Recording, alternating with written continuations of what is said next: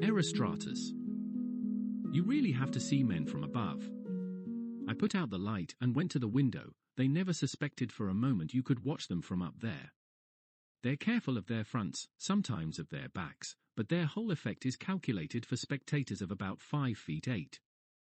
Who ever thought about the shape of a derby hat seen from the 7th floor? They neglect protecting their heads and shoulders with bright colors and garish clothes. They don't know how to fight this great enemy of humanity, the downward perspective. I leaned on the window sill and began to laugh. Where was this wonderful upright stance they're so proud of? They were crushed against the sidewalk, and 2 long legs jumped out from under their shoulders. On a 7th floor balcony, that's where I should have spent my whole life. You have to prop up moral superiorities with material symbols or else they'll tumble. But exactly what is my superiority over men?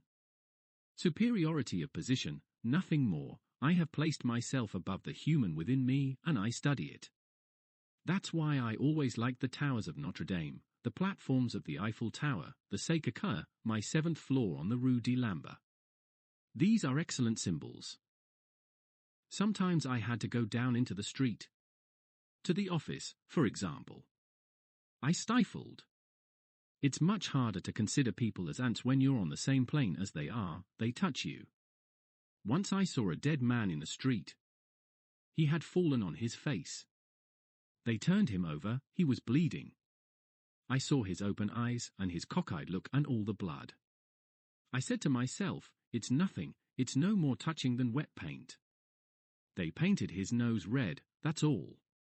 But I felt a nasty softness in my legs and neck, and I fainted. They took me into a drugstore, gave me a few slaps on the face, and a drink.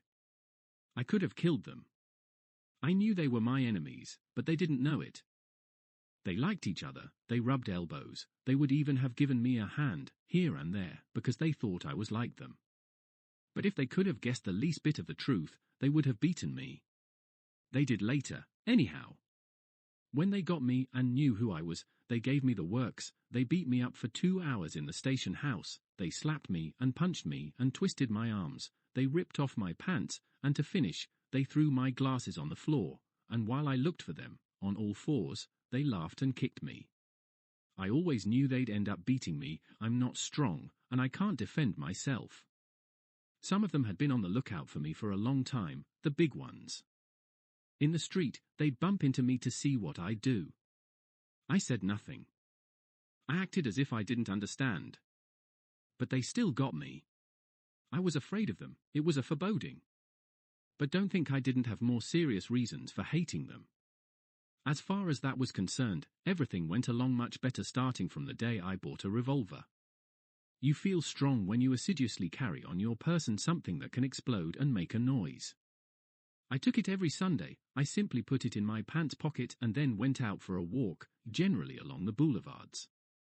I felt it pulling at my pants like a crab. I felt it cold against my thigh. But little by little, it got warmer with the contact of my body. I walked with a certain stiffness. I looked like a man with a hard-on, with his thing out at every step. I slipped my hand in my pocket and felt it. From time to time, I went into a urinal. Even in there, I had to be careful because I often had neighbors. I took out my revolver. I felt the weight of it. I looked at its black checkered butt and its trigger that looked like a half-closed eyelid. The others, the ones who saw me from the outside, thought I was pissing. But I never piss in the urinals. One night, I got the idea of shooting people. It was a Saturday evening. I had gone out to pick up Lee, a blonde who works out in front of a hotel on the Rue Montparnasse. I never had intercourse with a woman. I would have felt robbed.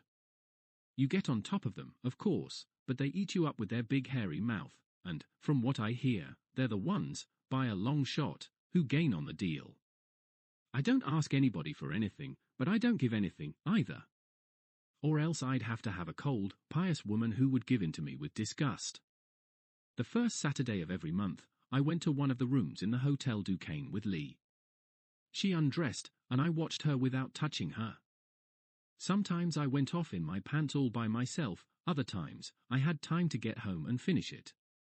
That night, I didn't find her. I waited for a little while, and as I didn't see her coming, I supposed she had a cold. It was the beginning of January, and it was very cold. I was desolated. I'm the imaginative kind, and I had pictured to myself all the pleasure I would have gotten from the evening.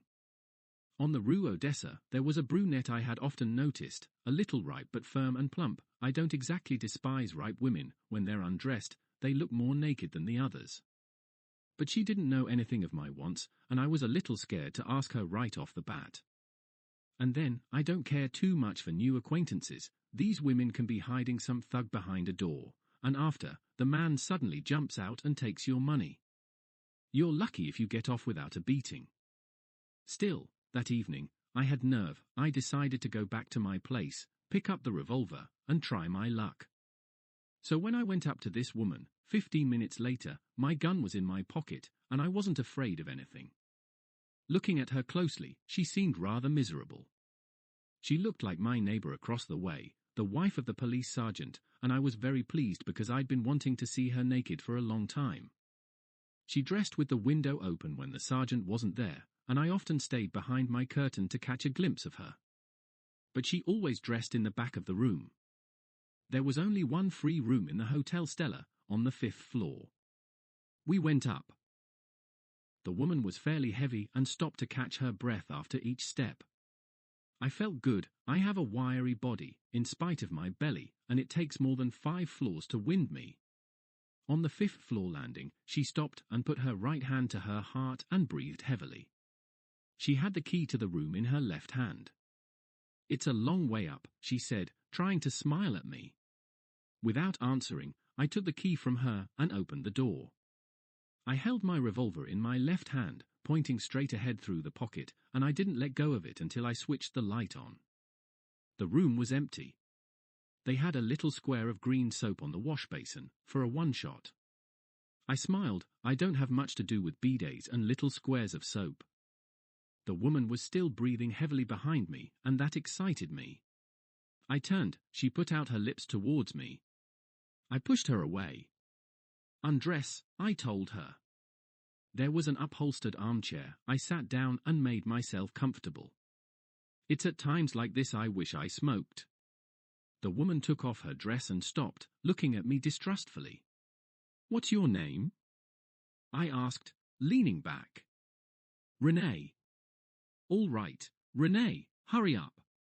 "I'm waiting." "You aren't going to undress?" "Go on," I said, "don't worry about me." She dropped her panties, then picked them up and put them carefully on top of her dress along with her brassiere. "So you're a little lazybones, honey," she asked me. "You want your little girl to do all the work?" At the same time, she took a step towards me and, leaning her hands on the arm of the chair, tried heavily to kneel between my legs. I got up brusquely. "None of that," I told her. She looked at me with surprise. "Well, what do you want me to do?" "Nothing. Just walk. Walk around. I don't want any more from you." She began to walk back and forth awkwardly. Nothing annoys women more than walking when they're naked. They don't have the habit of putting their heels down. The whore arched her back and let her arms hang. I was in heaven. There I was, calmly sitting in an armchair, dressed up to my neck. I had even kept my gloves on, and this right woman had stripped herself naked at my command and was turning back and forth in front of me. She turned her head towards me and, for appearance, smiled coquettishly. "You think I'm pretty? You're getting an eyeful? Don't worry about that." "Say," she asked with sudden indignation, "do you think you're going to make me walk up and down like this very long? Sit down." She sat on the bed, and we watched each other in silence. She had goose flesh. I could hear the ticking of an alarm clock from the other side of the wall. Suddenly, I told her, "Spread your legs." She hesitated a fraction of a second, then obeyed. I looked between her legs and turned up my nose. Then I began to laugh so hard that tears came to my eyes. I said, simply, "Look at that." And I started laughing again. She looked at me, stupefied, then blushed violently and clapped her legs shut. "Bastard," she said between her teeth. But I laughed louder. Then she jumped up and took her brassiere from the chair. "Hey!" I said, "It isn't over." I'm going to give you 50 francs after a while, but I want my money's worth. She picked up her panties nervously. I've had enough, get it? I don't know what you want. And if you had me come up here to make a fool out of me. Then I took out my revolver and showed it to her. She looked at me seriously and dropped the panties without a word. Walk, I told her, walk around. She walked around for another 5 minutes. Then I gave her my cane and made her do exercises. When I felt my drawers were wet, I got up and gave her a 50-franc note. She took it. So long, I added. I don't think I tired you out very much for the money. I went out, I left her naked in the middle of the room, the brassiere in one hand and the 50-franc note in the other. I didn't regret the money I spent, I had dumbfounded her, and it isn't easy to surprise a whore. Going down the stairs, I thought, that's what I want. To surprise them all. I was happy as a child. I had brought along the green soap, and after I reached home, I rubbed it under the hot water for a long time until there was nothing left of it but a thin film between my fingers, and it looked like a mint candy someone had sucked on for a long time. But that night, I woke up with a start, and I saw her face again, her eyes when I showed her my gun, and her fat belly that bounced up and down at every step. What a fool, I thought. And I felt bitter remorse. I should have shot her while I was at it, shot that belly full of holes. That night and 3 nights afterward, I dreamed of 6 little red holes grouped in a circle about the navel. As a result, I never went out without my revolver. I looked at people's backs, and I imagined, from their walk, the way they would fall if I shot them. I was in the habit of hanging around the Châtelet every Sunday when the classical concerts let out. About 6 o'clock, I heard a bell ring, and the ushers came to fasten back the plate glass doors with hooks. This was the beginning. The crowd came out slowly, the people walked with floating steps, their eyes still full of dreams, their hearts still full of pretty sentiments. There were a lot of them who looked around in amazement. The street must have seemed quite strange to them. Then they smiled mysteriously. They were passing from one world to another. I was waiting for them in this other world. I slid my right hand into my pocket and gripped the gun, but with all my strength. After a while, I saw myself shooting them. I knocked them off like clay pipes. They fell, one after the other, and the panic-stricken survivors streamed back into the theatre, breaking the glass in the doors. It was an exciting game. When it was over, my hands were trembling, and I had to go to Dreher's and drink a cognac to get myself in shape. I wouldn't have killed the women. I would have shot them in the kidneys. Or in the calves, to make them dance. I still hadn't decided anything. But I did everything just as though my power of decision had stopped. I began with minor details. I went to practice in a shooting gallery at Denfert-Rochereau. My scores weren't tremendous, but men are bigger targets, especially when you shoot point blank. Then I arranged my publicity. I chose a day when all my colleagues would be together in the office. On Monday morning. I was always very friendly with them, even though I had a horror of shaking their hands. They took off their gloves to greet you. They had an obscene way of undressing their hand, pulling the glove back and sliding it slowly along the fingers, unveiling the fat, wrinkled nakedness of the palm. I always kept my gloves on. We never did much on Mondays. The typist from the commercial service came to bring us receipts. Le Mercier joked pleasantly with her, and when she had gone, they described her charms with a blasé competence. Then they talked about Lineburg. They liked Lineburg. I told them I liked the black heroes. Negroes? Mass asked. No, black as in black magic. Lineburg is a white hero. He doesn't interest me. Go see if it's easy to cross the Atlantic, Bouchin said sourly. I told them my conception of the black hero. An anarchist, Le Mercier said. No, I said quietly, the anarchists like their own kind of men. Then it must be a crazy man. But Mass, who had some education, intervened just then. I know your character, he said to me. His name is Erostratus.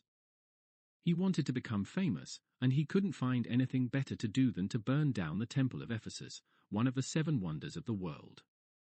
And what was the name of the man who built the temple? I don't remember, he confessed.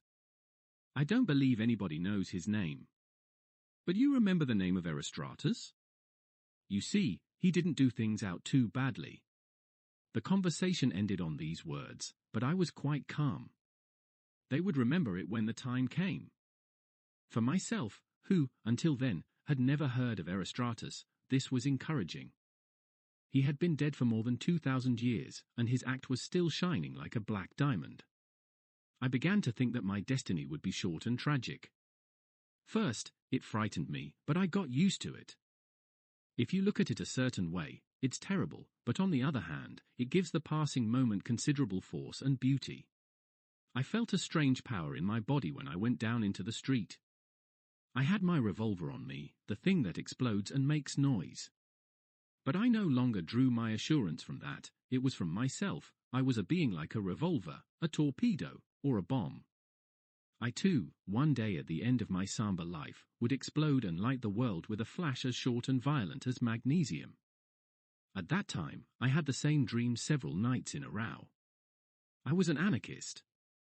I had put myself in the path of the Tsar, and I carried an infernal machine on me. At the appointed hour, the cortege passed, the bomb exploded, and we were thrown into the air, myself, the Tsar, and 3 gold-braided officers, before the eyes of the crowd. I now went for weeks on end without showing up at the office. I walked the boulevards in the midst of my future victims, or locked myself in my room and made my plans. They fired me at the beginning of October. Then I spent my leisure working on the following letter, of which I made 102 copies. Monsieur?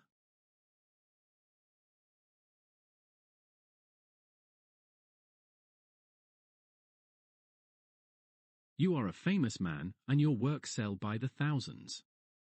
I am going to tell you why, because you love men. You have humanism in your blood, you are lucky. You expand when you are with people. As soon as you see one of your fellows, even without knowing him, you feel sympathy for him. You have a taste for his body, for the way he is jointed, for his legs which open and close at will, and above all for his hands. It pleases you because he has 5 fingers on each hand and he can set his thumb against the other fingers. You are delighted when your neighbor takes a cup from the table because there is a way of taking it which is strictly human and which you have often described in your works, less supple, less rapid than that of a monkey, but is it not so much more intelligent? You also love the flesh of man, his look of being heavily wounded with re-education, seeming to reinvent walking at every step, and his famous look which even wild beasts cannot bear. So it has been easy for you to find the proper accent for speaking to man about himself, a modest, yet frenzied accent. People throw themselves greedily upon your books, they read them in a good armchair, they think of a great love, discreet and unhappy, which you bring them, and that makes up for many things, for being ugly, for being cowardly, for being cuckolded, for not getting a raise on the 1st of January. And they say willingly of your latest book, it's a good deed. I suppose you might be curious to know what a man can be like who does not love men. Very well, I am such a man, and I love them so little that soon I am going out and kill half a dozen of them. Perhaps you might wonder why only half a dozen. Because my revolver has only 6 cartridges. A monstrosity, isn't it? And moreover, an act strictly impolitic. But I tell you I cannot love them. I understand very well the way you feel. But what attracts you to them disgusts me. I have seen, as you, men chewing slowly, all the while keeping an eye on everything, the left hand leafing through an economic review. Is it my fault I prefer to watch the sea lions feeding? Man can do nothing with his face without its turning into a game of physiognomy. When he chews, keeping his mouth shut, the corners of his mouth go up and down, he looks as though he were passing incessantly from serenity to tearful surprise. You love this, I know, you call it the watchfulness of the spirit. But it makes me sick, I don't know why, I was born like that. If there were only a difference of taste between us, I would not trouble you. But everything happens as if you had grace and I had none. I am free to like or dislike Lobster Newburgh, but if I do not like men, I am a wretch and can find no place in the sun. They have monopolized the sense of life. I hope you will understand what I mean. For the past 33 years, I have been beating against closed doors above which is written, no entrance if not a humanist. I have had to abandon all I have undertaken. I had to choose, either it was an absurd and ill-fated attempt, or sooner or later, it had to turn to their profit. I could not succeed in detaching from myself thoughts I did not expressly destine for them. In formulating them, they remained in me as slight organic movements. Even the tools I used I felt belonged to them. Words, for example, I wanted my own words. But the ones I use have dragged through I don't know how many consciences. They arrange themselves in my head by virtue of the habits I have picked up from the others, and it is not without repugnance that I use them in writing to you. But this is the last time. I say to you, love men, or it is only right for them to let you sneak out of it. Well, I do not want to sneak out. Soon I am going to take my revolver, I am going down into the street, and see if anybody can do anything to them. Goodbye, perhaps it will be you I shall meet. You will never know then with what pleasure I shall blow your brains out. If not, and this is more likely, read tomorrow's papers. There you will see that an individual named Paul Hilbert has killed, in a moment of fury, 6 passers-by on the Boulevard Edgar Quinet. You know better than anyone the value of newspaper prose. You understand then that I am not furious. I am, on the contrary, quite calm, and I pray you to accept, monsieur, the assurance of my distinguished sentiments. Paul Hilbert.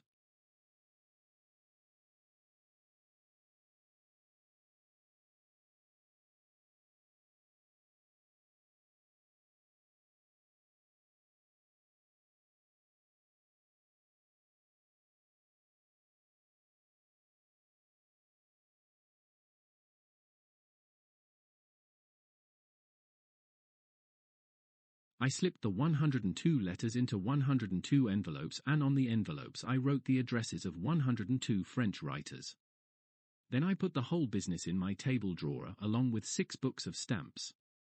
I went out very little during the 2 weeks that followed. I let myself become slowly occupied by my crime. In the mirror, to which I often went to look at myself, I noticed the changes in my face with pleasure. The eyes had grown larger, they seemed to be eating up the whole face. They were black and tender behind the glasses, and I rolled them like planets. The fine eyes of an artist or assassin. But I counted on changing even more profoundly after the massacre. I have seen photographs of 2 beautiful girls, those servants who killed their mistress. I saw their photos before and after. Their faces poised like sky flowers above piqué collars. They smelled of hygiene and appetizing honesty. A discreet curling iron had waved their hair exactly alike. And, even more reassuringly than their curled hair, their collars, and their look of being at the photographer's, there was their resemblance as sisters, their well-considered resemblance, which immediately put the bonds of blood and natural roots of the family circle to the fore. After, their faces were resplendent as fire. They had the bare neck of prisoners about to be beheaded. Everywhere wrinkles, horrible wrinkles of fear and hatred, folds, holes in the flesh as though a beast with claws had walked over their faces.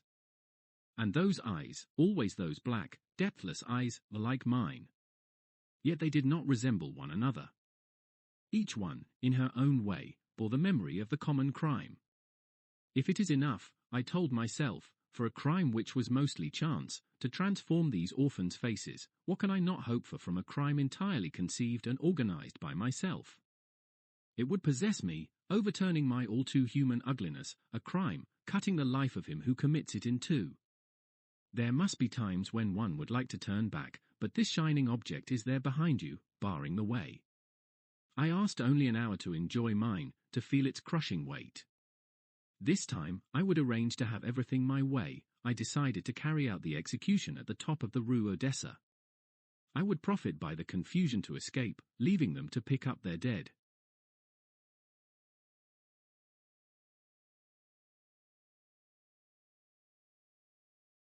To pick up their dead. I would run, I would cross the Boulevard Edgar Quinet and turn quickly into the Rue de Lambert. I would need only 30 seconds to reach the door of my building. My pursuers would still be on the Boulevard Edgar Quinet, they would lose my trail, and it would surely take them more than an hour to find it again. I would wait for them in my room, and when I would hear the beating on the door, I would reload my revolver and shoot myself in the mouth. I began to live more expensively. I made an arrangement with the proprietor of a restaurant on the Rue Vavin who had a tray sent up every morning and evening. The boy rang, but I didn't open. I waited a few minutes, then opened the door halfway and saw full plate steaming in a long basket set on the floor. On October 27th, at 6 in the evening, I had only 17.5 francs left. I took my revolver and the packet of letters and went downstairs. I took care not to close the door, so as to re-enter more rapidly once I had finished. I didn't feel well, my hands were cold, and blood was rushing to my head, my eyes tickled me. I looked at the stores, the Hotel de l'École, the stationers where I buy my pencils, and I didn't recognize them. I wondered, what street is this? The Boulevard Montparnasse was full of people. They jostled me, pushed me, bumped me with their elbows or shoulders. I let myself be shoved around. I didn't have the strength to slip in between them.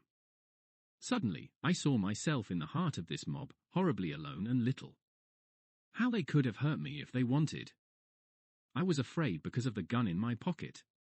It seemed to me they could guess it was there. They would look at me with their hard eyes and would say, "Hey there, hey," with happy indignation, harpooning me with their men's paws. Lynched!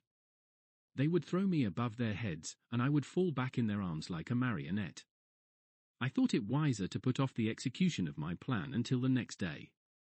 I went to eat at the Capolet for 16 francs 80. I had 70 centimes left, and I threw them in the gutter.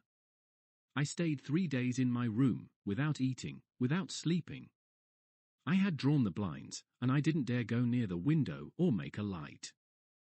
On Monday, someone rang at my door. I held my breath and waited. After a minute, they rang again.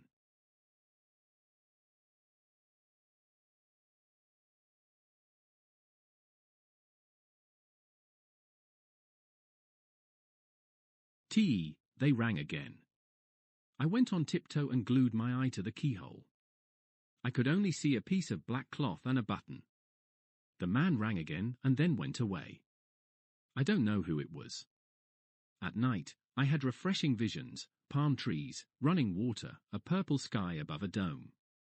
I wasn't thirsty because hour after hour I went and drank at the spigot. But I was hungry. I saw the whore again. It was in a castle I had built in Courses Noirs, about 60 miles from any town. She was naked and alone with me. Threatening her with my revolver, I forced her to kneel and then run on all fours. Then I tied her to a pillar, and after I explained at great length what I was going to do, I riddled her with bullets. These images troubled me so much that I had to satisfy myself. Afterwards, I lay motionless in the darkness, my head absolutely empty. The furniture began to creak. It was 5 in the morning. I would have given anything to leave the room, but I couldn't go out because of the people walking in the street. Day came. I didn't feel hungry anymore, but I began to sweat. My shirt was soaked. Outside, there was sunlight. Then I thought, he is crouched in blackness, in a closed room, for 3 days. He has neither eaten nor slept. They rang, and he didn't open. Soon, he is going into the street, and he will kill. I frightened myself. At 6 o'clock in the evening, hunger struck me again. I was mad with rage. I bumped into the furniture, then I turned lights on in the rooms, the kitchen, the bathroom. I began to sing at the top of my voice. I washed my hands, and I went out. It took me a good 2 minutes to put all the letters in the box. I shoved them in by tens. I must have crumpled a few envelopes. Then I followed the Boulevard Montparnasse as far as the Rue Odessa. I stopped in front of a haberdasher's window, and when I saw my face, I thought, tonight. I posted myself at the top of the Rue Odessa, not far from the street lamp, and waited. 2 women passed, arm in arm. I was cold, but I was sweating freely. After a while, I saw 3 men come up. I let them by. I needed 6. The one on the left looked at me and clicked his tongue. I turned my eyes away. At 7:05, 2 groups followed each other closely, came out onto the Boulevard Edgar Quinet. There was a man and a woman with 2 children.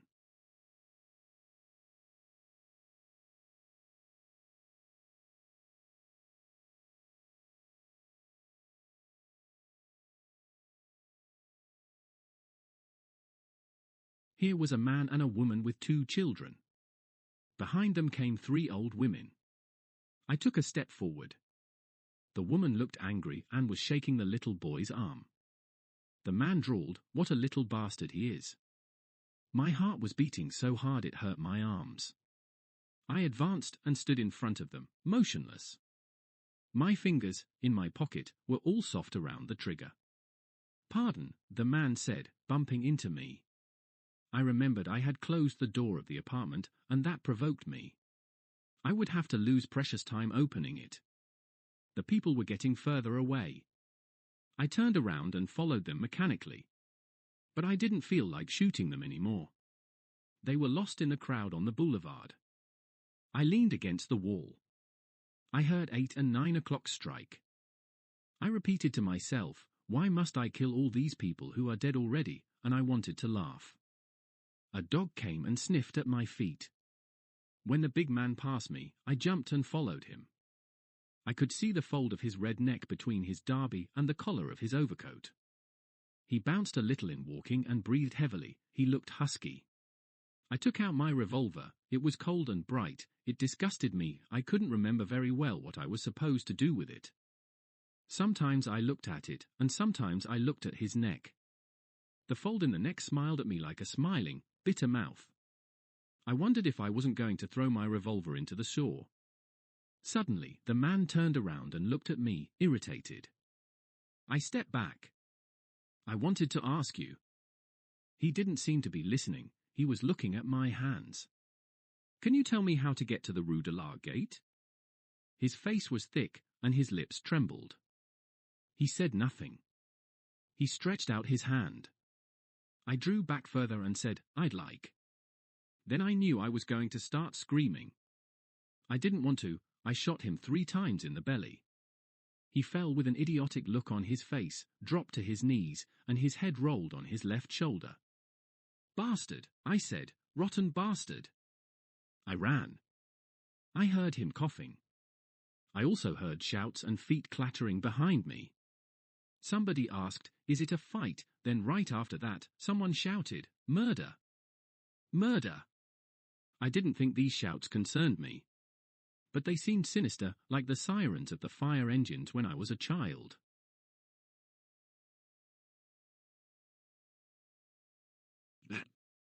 I didn't think these shouts concerned me. But they seemed sinister, like the sirens of the fire engines when I was a child. Sinister and slightly ridiculous. I ran as fast as my legs could carry me. Only I had committed an unpardonable error. Instead of going up the Rue Odessa to the Boulevard Edgar Quinet, I was running down it toward the Boulevard Montparnasse. When I realized it, it was too late. I was already in the midst of the crowd. Astonished faces turned toward me. I remember the face of a heavily rude woman wearing a green hat with an aigrette, and I heard the fools in the Rue Odessa shouting a murder after me. A hand took me by the shoulder. I lost my head then. I didn't want to die stifled by this mob. I shot twice. People began to scream and scatter. I ran into a cafe. The drinkers jumped up as I ran through, but made no attempt to stop me. I crossed the whole length of the cafe and locked myself in the lavatory. There was still 1 bullet in my revolver. A moment went by. I was out of breath and gasping. Everything was extraordinarily silent, as though the people were keeping quiet on purpose. I raised the gun to my eyes, and I saw its small hole, round and black. The bullet would come out there, the powder would burn my face. I dropped my arm and waited. After a while, they came. There must have been a crowd of them, judging by the scuffling on the floor. They whispered a little and then were quiet. I was still breathing heavily, and I thought they must hear me breathing from the other side of the partition. Someone advanced quietly and rattled the doorknob. He must have been flattened beside the door to avoid my bullets. I still wanted to shoot, but the last bullet was for me. What are they waiting for? I wondered. If they pushed against the door and broke it down right away, I wouldn't have time to kill myself, and they would take me alive. But they were in no hurry. They gave me all the time in the world to die. The bastards, they were afraid. After a while, a voice said, "All right, open up. We won't hurt you." There was silence, and the same voice went on, "You know you can't get away." I didn't answer, I was still gasping for breath. To encourage myself to shoot, I told myself, if they get me, they're going to beat me, break my teeth, maybe put an eye out. I wanted to know if the big man was dead. Maybe I only wounded him. They were getting something ready, they were dragging something heavy across the floor. I hurriedly put the barrel of the gun in my mouth, and I bit hard on it. But I couldn't shoot, I couldn't even put my finger on the trigger. Everything was dead silent. I threw away the revolver and opened the door.